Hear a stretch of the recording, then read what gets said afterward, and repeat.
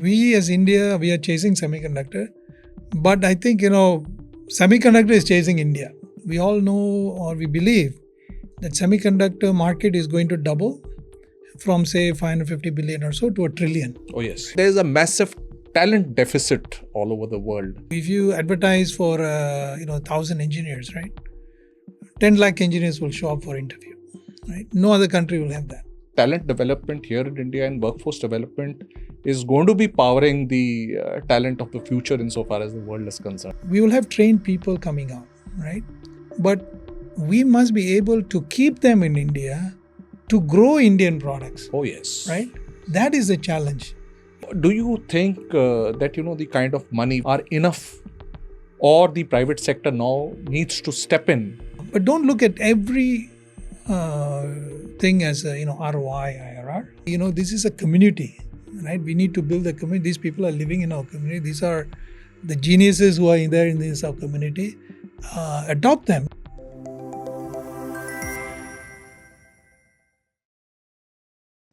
Hello and welcome. Welcome to the next episode of Cutting Edge, the show at the very intersection of geopolitics, technology and strategy. Today we have Mr. Raja Manickam.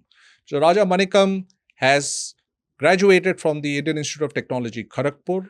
Thereafter, he has founded TESSOLVE, one of the biggest testing and electronics agencies in the country, today valued with a revenue of 1,000 crores. Thereafter, he is the CEO of IVP Semi, a very, very well-known man in the Fabless semiconductor ecosystem in the country, a large voice insofar as the Indian semiconductor entities are concerned. What a pleasure welcoming you, sir, on this episode of Cutting Edge. Thank you. Thank you, Anurag. So let me start firstly. We are all seeing the system, the way it's playing out in the world insofar as the fabless and the fab ecosystems are concerned, supply chain issues, this, that, and the other. But one thing stands apart. India being the only powerhouse which brings out nearly 1.5 million engineers every year, and there's a massive talent deficit all over the world. So do you think there's this talent deficit is incorrectness, and do you think what kind of talent deficit is going to be troubling the fabless domain of the future? I think it's a good question, right? On one hand, we say, we've all these engineers and so on, right? On the other hand, is it, are they the right people? Absolutely. Okay. So, it's all relative. If you compare any other country in the world, we have a dominant position. Right. If you advertise for 1,000 engineers, right? 10 lakh engineers will show up for interview, right? No other country will have that, right? When I do business in Malaysia, if I need 10 test engineers, I'll be lucky if 2 guys show up. Okay. Right? So I think, we still get the cream of the crop, right? And semiconductor obviously is looking for cream of the crop. So I don't think, talent is an issue for us. Okay. We need to kind of guide them into more of tinkering people and, able to use it, more practical approach and so on. Our system of education, good or bad, right? The last 15, 20 years has been more towards IT type, coding and all that, right? So kind of they've lost the tinkering mindset, right? Which was there in my generation, right? So I think, we have to go back to those roots. I think if you look at from a semiconductor standpoint, that's least of our problem. Right. The manpower required and so on, we need to do some amount of scaling. The other important point is we all know or we believe that semiconductor market is going to double from say 550 billion or so to a trillion. Oh yes. Right? And that 550 billion has come in the last 60 years or so, right? When transistor was invented. So we're trying to squeeze that 60 years into less than 10 years. Yes. Right? So without India, without Indian manpower, it's not going to happen. So we will be the talent powerhouse to the world. So whether, we as India, we are chasing semiconductor, but I think, semiconductor is chasing India, which you can see across the world, right? The diaspora, wherever it is. No matter what, geopolitical reasons happen, the GCCs that come out here will also grow only, right? So I think, we have a very good advantage as compared to any other country from a people standpoint. Right. So I think what you've just mentioned is, and the government is also, I think, nipped this in the bud now. Looking at all 4 tiers, you're looking at the diploma level where there's a lot of syllabus pruning which has taken place. Undergrad level, the AICT stepped in. There's a massive amount of change of syllabus which has happened in the last 2.5 years. At postgrad and as well as postdoctoral level, there are some great enabling schemes by the government of India for the PhD, like Vishweshwaraya scheme and all of that.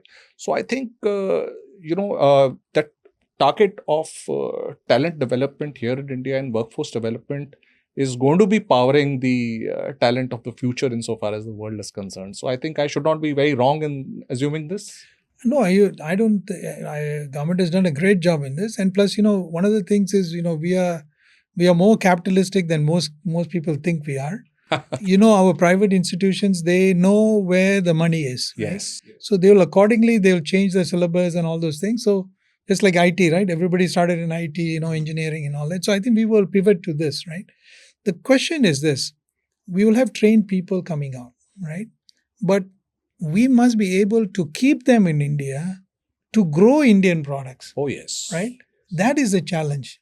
You can train in all that, right? Now, if there are no fabs in India, obviously they are going to go to Arizona or somewhere, where all the fabs are coming, Yes. right? So we can keep on training. Probably we'll train for the world. But this story will just repeat, right? So how do we, capture them here? And they're willing also, right? Okay. It's not that, because the lifestyle has changed, the quality of living, and, they would love to stay, unlike people like me. When we graduated, there was not much opportunities, right? Mm. I was the third batch ECE to graduate, right? In IIT, only Kharagpur had ECE. That time. Those days. Mm-hmm. So there's not much opportunity. We all had to just leave, and go.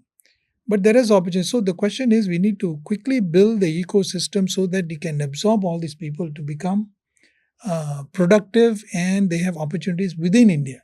Right. So retain all the talent that Yes. you're creating. Right. Absolutely. But, while you create this talent, there is the entire Fabless ecosystem now worldwide, when you look at it, is now also getting aligned to the AI and ML, the artificial intelligence and machine learning. So how does, India address this futuristic kind of a, thing which is happening, I think, and it's happening quite rapidly. Yeah. See, I'm not an AI ML expert. Although on the power side I can explain. Yes. But there are two aspects to it. One is the hardware, and then all the software that goes along with it. I think on the software side of things, we could pick it up very quickly. Okay. Because we have a strong foundation in this, right? And I would encourage, the service companies that we have, like whether it's TCS or Wipro, HCL, pivot to, the Y2K moment, if you may, right? To this, AI, ML and all that from a software perspective. On the hardware, right? Why NVIDIA is successful is actually they started with CUDA, the software, and then they build the hardware which goes along with it, because you need to synchronize and all that. And, their hardware is, probably has got the best, performance for this particular application, right? It's very, very application specific. To me, it's not rocket science. And my own personal opinion is it's a power guzzling solution. Okay. Right? It's not a solution for India, or it's not a solution for the world over time, right? Anytime, when you design a chip, right, one of the key things they ask is, what is the power budget? Yes. Right? Of course. Right? In the case of NVIDIA, actually, there's no power budget, right? Oh. They designed a chip for the highest performance possible and violated all the power budgets. So now they're talking about putting, small nuclear plants next to data centers, right? Which to me is crazy way of thinking. But because it's so expensive, the barrier to entry is so high, they are going to go along with that, right? Because that will not allow any other company or any other country to get into that space. You think about it, for the entire world, NVIDIA is the solution. So exclusivity, essentially. It's become so exclusive, right? So they are not going to change how they make the chips and so forth. And so I believe in the next 4 or 5 years, there will be innovation coming out, possibly from China and India, where we will come up with more frugal solutions on the power and so forth, right? And there are, material changes, to use and all that. There are analog-based computing that you're doing in edge AI, which can migrate to data centers. So a lot of those I don't think the NVIDIA solution is a solution that we will adopt in the long run. Right. We will come up with our own solution. I give you an example, right? If there is a problem and you give it to NVIDIA and then you give it to a bunch of, startup guys in India, right? NVIDIA will find a solution, 100%, perfect solution. It'll be probably the most expensive solution, okay? It is not in their interest to come with a cheap solution, even if there is one. Okay. Whereas our Indian guys, we have only limited resource to play around and do this, right? True. So our solution may be 80, 90%, okay, not 100%, but it will be probably more practical solution. I can, even if NVIDIA already has a better solution, they're not going to go out in the market. Why would they, right? And it's a classic case, right, with IBM, mainframe versus laptop and all that. So I think if we support, right, I think government is, doing some initiatives for indigenizing our own technology on the chip side of things, and we can put together and we need to have a mission, zeal, we said, okay, 5 years, and I need, this is the performance, right? Right. And put together the, the best minds possible. I mean, I work with IIT Madras, you probably know Director Kamakoti, he came up with Shakti and all that, right? Take it to the next level, right? Let's not drop it. The Mind Grove guys. Mind Grove guys are there. But, you got to fund them to the best, right? I mean, there are best minds there. Right? Excellent. Right. Excellent. So I think, not to worry. My view is, as long as we feel that we want to do it and it's for us, we'll come up with a good solution. Wonderful. So that's a great heartening thing to hear. Now let me segue you to the greatness of India's semiconductor mission, and we are all sanguine, that it caters for the production part of it, it caters for the design part of it, it caters to the startup part of it, it caters to the innovation part of it, it caters to the workforce development part of it, it caters for the SCL being upgraded part of it. I think it's been outstandingly thought out. Thought out. The only thing which I find is that where, somewhere down the line, we may look at some more indigenization, which looks a little far-fetched to me, although I'm a very big optimist, is the EDA tools. Now, this to me, Mr. Manickam, becomes a little pain point if we talk about the EDA tools. Now, having said that, you tell me, what exactly do you think can we do to offset this, shall we say weakness, or shall we say, over-dependence, or whatever word which possibly suits us, into the entire ecosystem? Yeah. See, the challenge with, basically dominated by American companies, right? Cadence, Synopsys, and to some extent Mentor Graphics, and part of Siemens now. But the thing is, see, the EDA tool is a little bit special in terms of how you develop it and all that, right? There's a multiple learning cycles that they've gone through. Right. They start with you can think of a simple layout tool, right? A PCB layout tool, right? Like Cadence has got a PCB layout tool. And then you go hone it further, right? And then now you start putting polygons and all that. So I think, it's a long drawn out process. And since they've mastered it over time, right? I think Mentor decades. 80s, middle of 80s and all that, Cadence and all that, this guy started. By the way, my brother was part of the Mentor Graphics founding team. Oh, yeah, wow. In Oregon. So the I think, but there is a need. Right? I think China is going to come up with their own, right? Because it's a very, like you said, it's a very, very critical part Extremely. of it. I think CDAC has some ideas on how to do it. I think they're actually looking for some partners to do it. Again, this should be on something that, you initiated as a mission to do it, very critical thing to do it. Probably, CDAC could anchor it in some, I'm very, and by the way, the Director General of CDAC, Mahesh, is a designer himself. Oh, yes. Right? Of course. So we have the right people in that sense, right? Yeah, absolutely. But I think, we need, private companies to get involved in this. Could be, maybe some companies out of NASCOM, right? Software guys to get involved in it.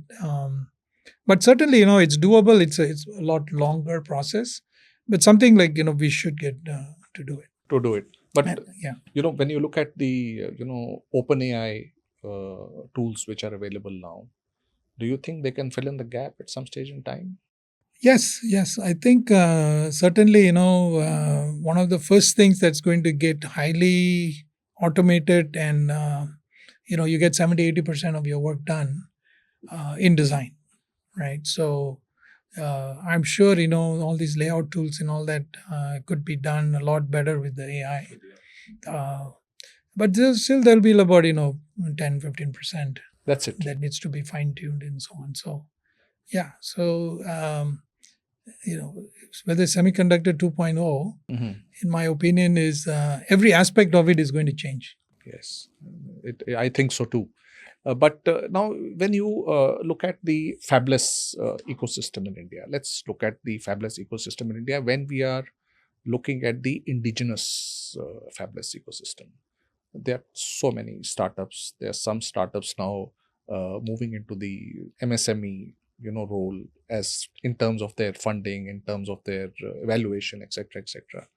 Now, how can we galvanize all these indigenous, fabless ecosystem entities together to create a bigger impact and a bigger ecosystem?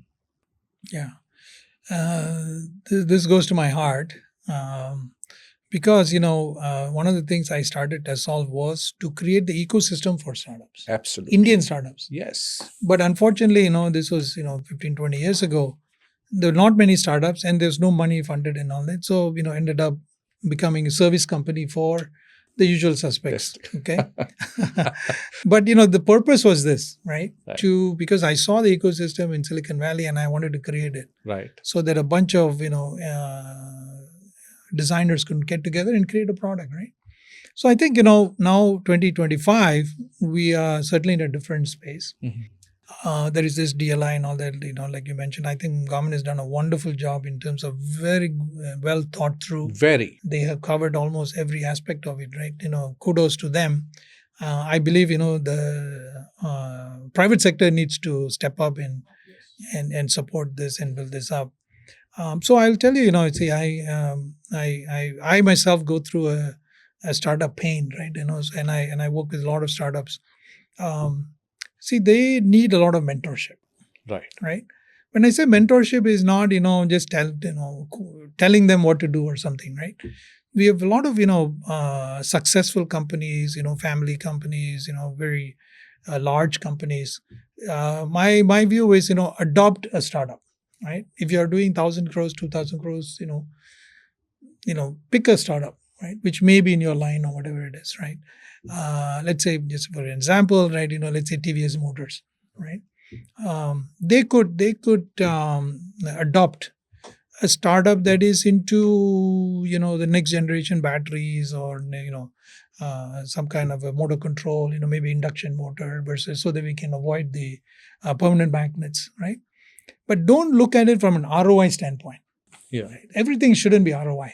Which everybody seems to be looking through a lens of. Oh, absolutely. This is another problem we have, right? Absolutely. One is, we cannot fail. Yeah. Second is, does it make sense financially? Yes. And when you say financially, unfortunately, most of our MBA guys are all trained by the American system.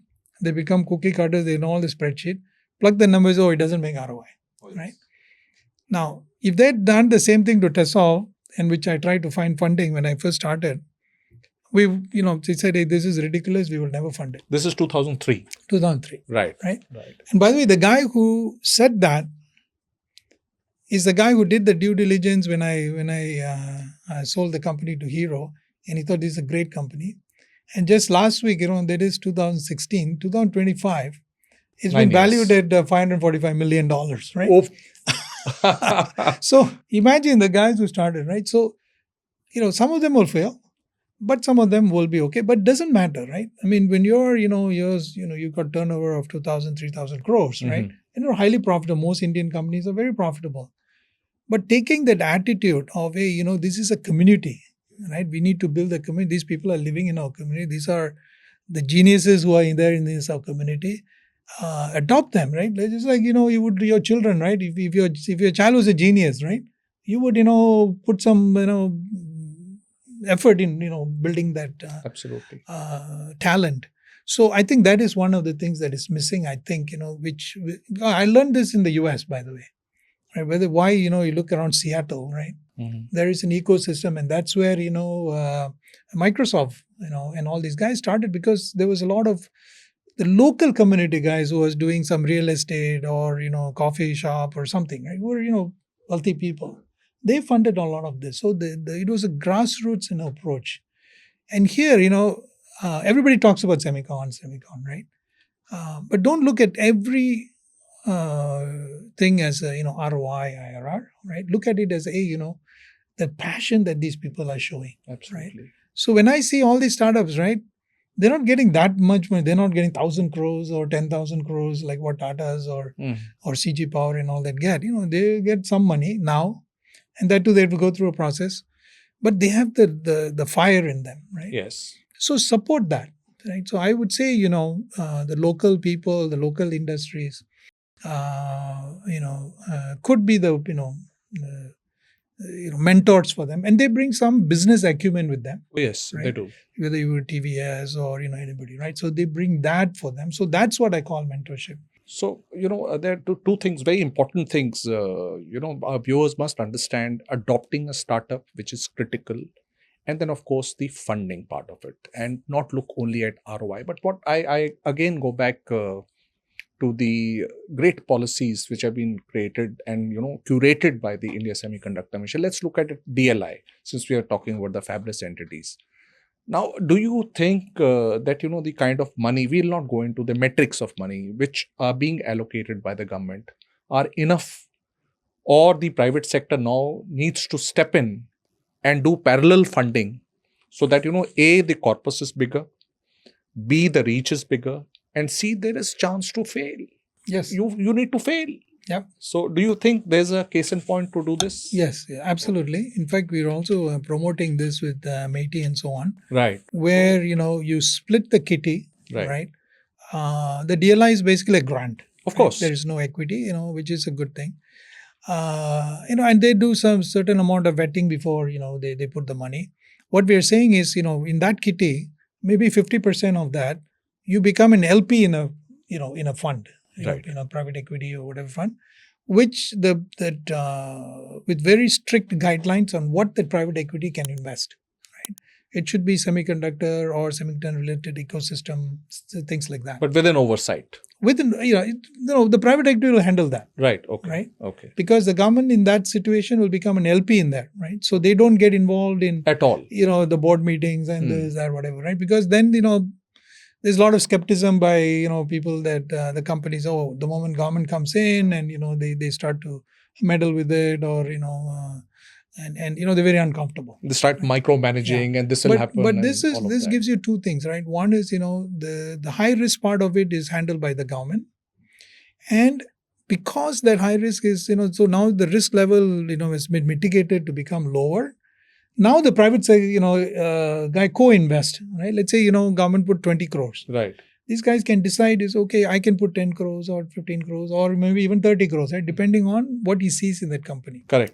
So now there is a lot of mitigated risk through funding, grants.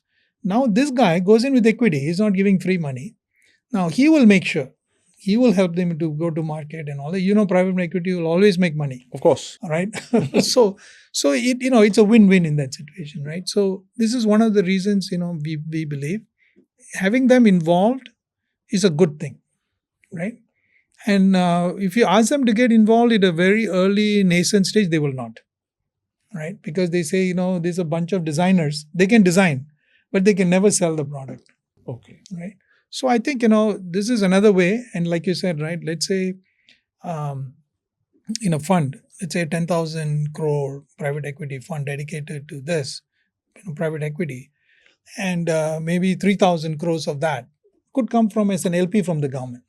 So all of a sudden now, the 3,000 crore has become 10,000. Oh, yes. Right?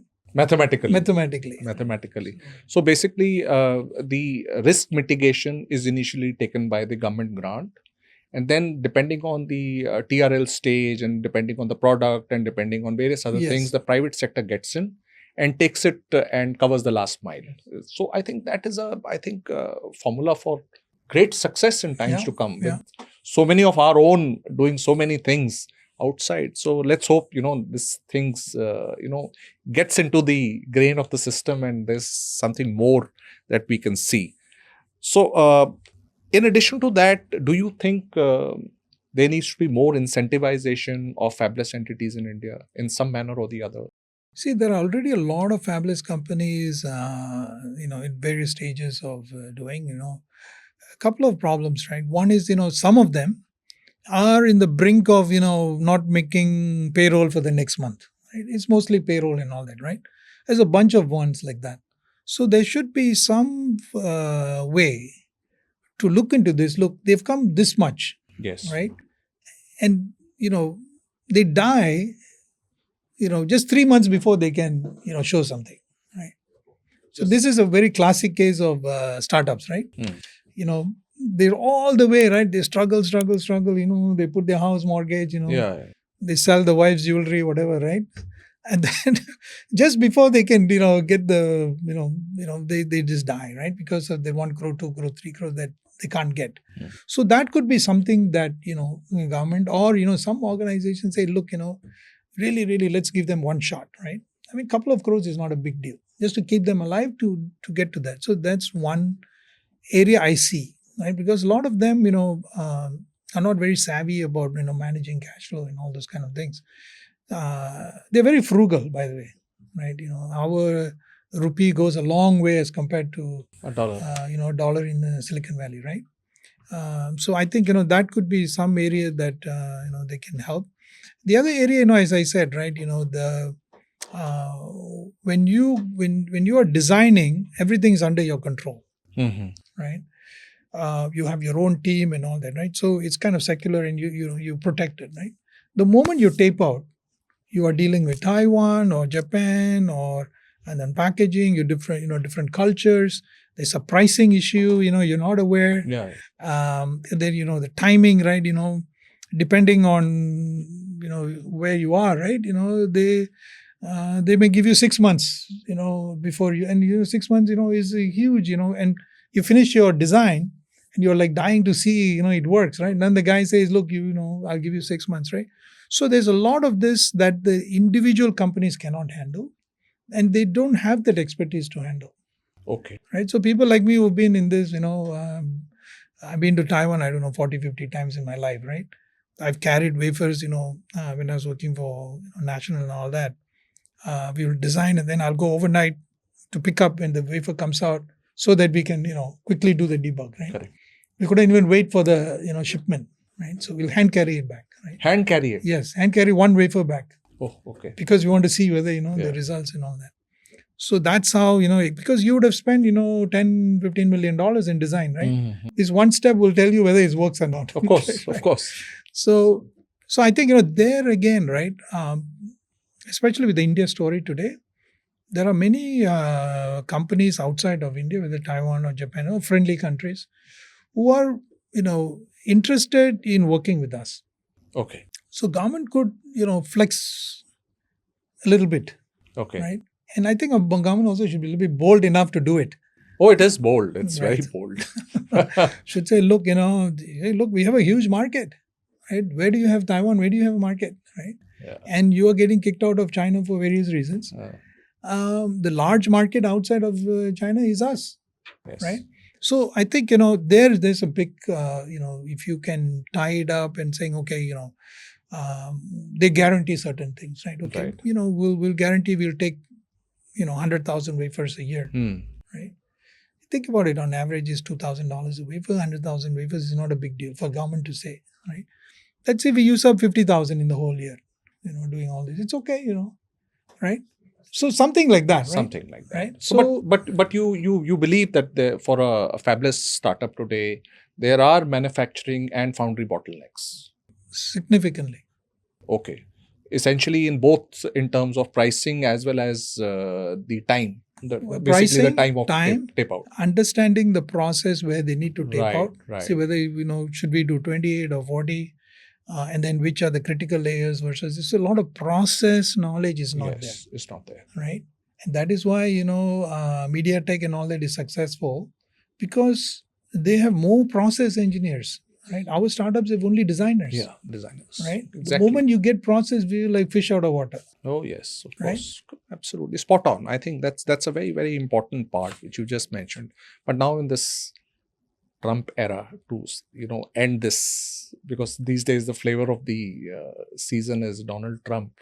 So in this Trump era, do you think there are going to be very major geopolitical risks insofar as the fabless ecosystem in India or anywhere else in the world is concerned, or we are all right, generally okay? I don't see as far as limiting any, usage of EDA tools or anything like that, because the Indian people have to have access to it for their own good. Absolutely. Right? Whether it's TI or NVIDIA, right? There are tens and thousands of people working for those companies based out of here. So I don't think we have to worry so much about that. I think in a way it is going to accelerate our, thinking. Accelerate? Yes, our thinking that, we need to have, certain chips that, we need to have the skills. We need to, for a large country like India, right? We need to have our own. And I think there's a lot of support from other countries, smaller countries, outside of India as well. They look at alternative, right? I mean, today, if you look at semiconductor, 80% is dominated by American companies. Of course. Right? I mean, it's huge, right? And out of that, 5-6 companies control, 80% of that 80%. Okay. That's another, it's a wheel within a wheel, actually. So it's a very, very dangerous in one sense, right? The decisions, of these companies can, alter, how we live. A lot. That's right? Why. That's the reason. Yeah. So I think, everybody looks at this, and because when I visited Southeast Asian countries and all that, they're very supportive. They say, hey, if there is a equivalent chip that will come out of, or system that will come out of India, they're very open to that. You're open to that? Yes. Oh, wow, wonderful. And as it is, I think we are having some great binding MOUs. We've already got it with Singapore now. We have it with Japan.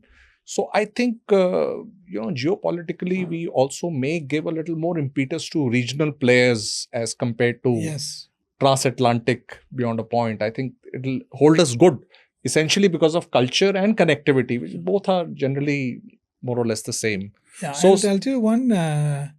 See, when I graduated and all that, right, it was either US or some Western country. There you right? go. That was, we never looked east, right? We never looked east, In Japan, a few people here and they're very stragglers, right? One of my classmates ended up there. He's still living in Tokyo, living in a small house versus, this big house in Dallas or something, right? But the thing is, the action, is going to be in the east, right? Yes. Asia, Southeast Asia. And the reputation for India is also pretty good. We already have a reputation. We are tech-savvy people. Yes. Most of the people think that Indians are good in mathematics. Are we? Especially if you're a South Indian, they just assume, you don't need a calculator. Which is a good thing. So the perception of Indians in Southeast Asia and Asia in general is very high. That, right. We are techie people. And the trust level is also high. Right, that we don't just get shaken by minor things here and there. So when we support, right? So the stability and all that. So I think it's a good time for us to look at more into the non-traditional countries that we are used to. Yes. Right. Lots and lots of opportunities. Lots of them. So here we are at the cusp of SEMICON India, the 4th edition of SEMICON India, which is going to be inaugurated tomorrow by Prime Minister Narendra Modi. And it is going to be another harbinger of various changes which are happening in India insofar as semiconductors are concerned. To all our viewers, please understand we need to adopt startups, we need to retain talent, and the action lies in the East, as given very clearly by Mr. Raja Manickam. Sir, what a great pleasure it has been to host you here in our studio on the eve of the Semicon India 2025. And we wish you happy tidings and long live India. Thank you. Thank you. I'm happy to do this. And this is one of my missions, right? To coach and mentor the next generations to come, because they are the ones who are to build the future India. May there be more like you and many Thank in you. the future. Thank you. Thank you for watching.